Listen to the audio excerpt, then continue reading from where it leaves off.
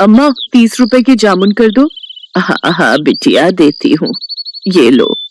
Mummy, ये बूढ़ी अम्मा इस उम्र में भी कितना काम कर रही हैं। हाँ बेटा, शायद इनका इस दुनिया में कोई नहीं होगा, तभी तो इतनी उम्र में भी खुद काम कर रही हैं। चलो बेटा, ऑटो वाला वेट कर रहा है। उस औरत की बातों को सुनकर जानकी नाम की उस बूढ़ी औरत की आंखें भर आती हैं और वो अपने आप से ही बातें करने लगती है।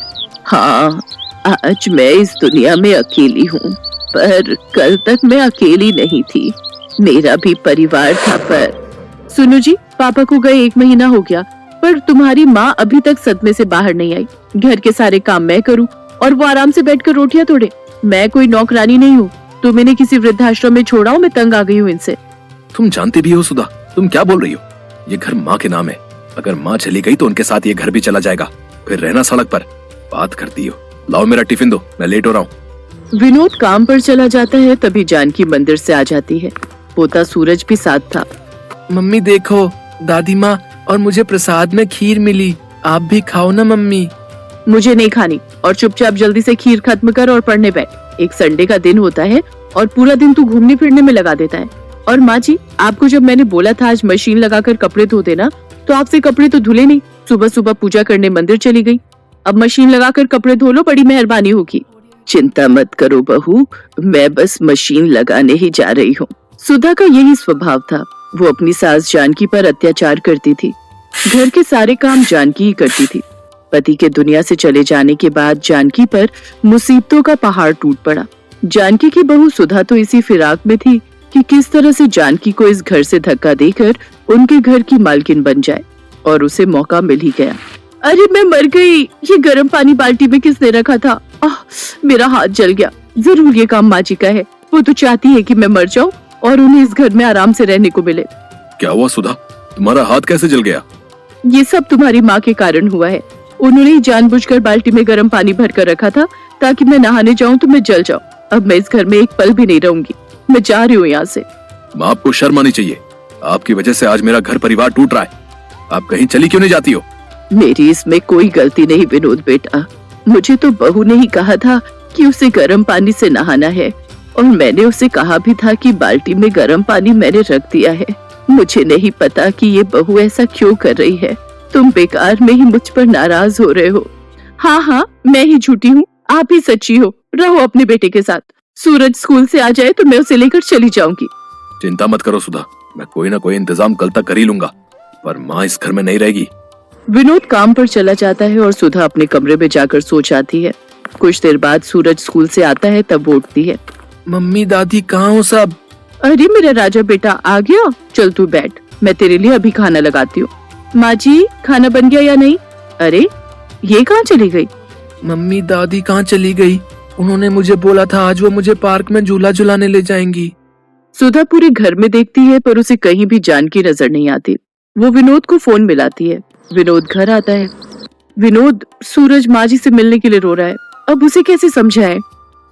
चिंता मत करो सुधा, मैं सूरज को समझाता हूँ। सूरज बेटा रोते नहीं है, तुम्हारी दादी जी हरिद्वार गई हैं, वहाँ एक बहुत बड़ी पूजा होने वाली है, इसलिए उन्हें आने में थोड़ा समय लगेगा।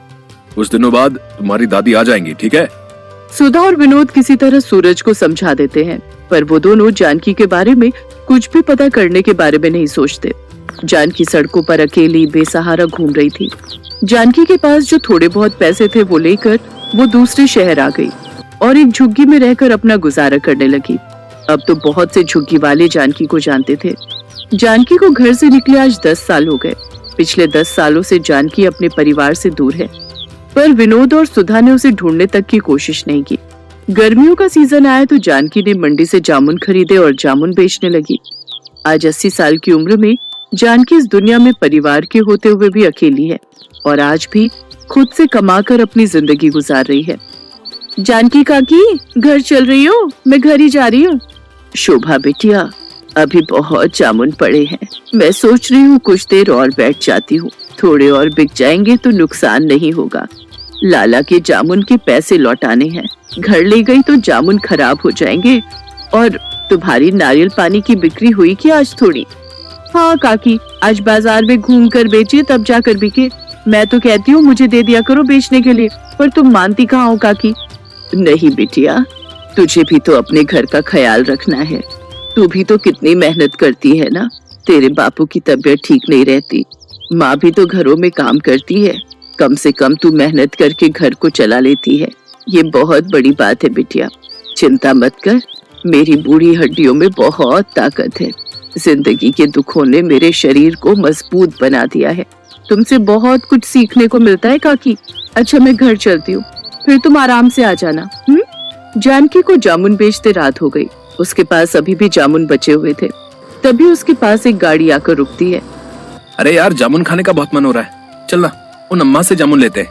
एक काम कर, तू जल्दी से जाकर ले आ, मैं गाड़ी साइड लगाता हूँ। अम्मा 50 रुपए के जामुन कर दो। अभी करती हूँ बेटा। अम्मा मेरे पास 500 का नोट है, आपके पास खुले होंगे? नहीं बेटा, मेरे पास खुले तो नहीं है। सूरज, सूरज, तेरे पास 50 रुपए हैं क्या? जरा पकड़ा दे है तो। सूरज। जानकी सूरज नाम सुनकर थोड़ी घबरा जाती है। अचानक वो लड़का गाड़ी से बाहर निकलता है और जानकी को देखकर चौंक जाता है। दादी माँ, और यहाँ? सूरज तब छोटा था। 10 साल का बच्चा सूरज आज 20 साल का हो चुका था। सूरज अपनी दादी को पहचान गया और वो दादी दादी कहकर अपनी दादी के गले लगकर फूट फूट कर रो पड़ा।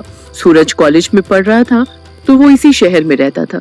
सूरज को जानकी से सारी बात पता चलती है और वो भी अपने पोते से लिपट कर खूब रोती है। इसके बाद जानकी सबसे विदा लेकर अपने पोते सूरज के साथ अपने शहर अपने घर पहुंचती है। जानकी को सूरज के साथ देखकर विनोद और सुधा हैरान रह जाते हैं, पर सूरज गुस्से में था। मम्मी पापा, आखिरी बार आप लोगों से मिलने और अपना सारा सामान लेने आया हूँ। आज के बाद मैं आप लोगों को अपनी शक्ल कभी नहीं दिखाऊंगा। मैं दादी के साथ रहूंगा। आपने मुझसे झूठ बोला कि दादी माँ हरिद्वार गई हैं, पर आज 10 साल बाद दादी की हालत देखकर सचमुच मुझे आपको अपने माता पिता कहते हुए भी शर्म आ रही है। मैं हमेशा दादी माँ के बारे में आपसे पूछता था, पर आप हमेशा टाल देते थे। कहीं ऐसा ना हो जैसा आपने दादी माँ के साथ किया है ना, कल आपके साथ ऐसा हो जाए। पर नहीं, आपके साथ ऐसा कुछ नहीं होगा, क्योंकि मैं तो आप दोनों के साथ अपने सारे रिश्ते तोड़कर दादी माँ के साथ जा रहा हूँ। नहीं सूरज बेटा, ऐसा मत कर, हम तेरे बिना जी नहीं पाएंगे।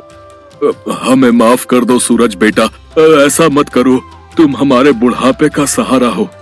अच्छा, तो दादी माँ के बुढ़ापे का सहारा भी तो आप ही थे ना, तब आपने क्यों नहीं सोचा मैं आप दोनों की नहीं सुनूंगा, मैं दादी माँ के साथ जा रहा हूँ। सूरज जानकी के साथ वापस जाने लगता है। तभी सुधा और विनोद रोते बिलखते जानकी के पैरों में गिर जाते हैं। माँ जी मुझे माफ कर दो, मुझसे गलती हो गई माँ जी। माँ, सूरज को समझाओ ना माँ। जानकी वहीं रखी एक कुर्सी पर बैठ जाती है। नहीं सूरज बेटा, अब मुझे किसी डॉक्टर की जरूरत नहीं। मैं अपने पोता और बेटा बहू से मिल ली। अब जीने की इच्छा नहीं सूरज बेटा। अपने माता पिता को माफ कर देना। अपने माता पिता की खूब सेवा करना। माता पिता का आशीर्वाद भगवान का आशीर्वाद होता है। हमेशा खुश रहना बच्चों। इतना कहते ही जानकी की गर्दन एक ओर लुढ़क गई। ऐसा लग रहा था मानो वो अपने बेटा बहू और पोते से मिलने के लिए ही अब तक इस दुनिया में जिंदा थी। विनोद और सुधा की आंखों में शर्मिंदगी के आंसू थे। सूरज अपनी दादी से लिपटकर बहुत रोता है। आज उसकी दादी गरीबी में जिंदगी के दुखों को झेलते हुए इस दुनिया से जा चुकी थी।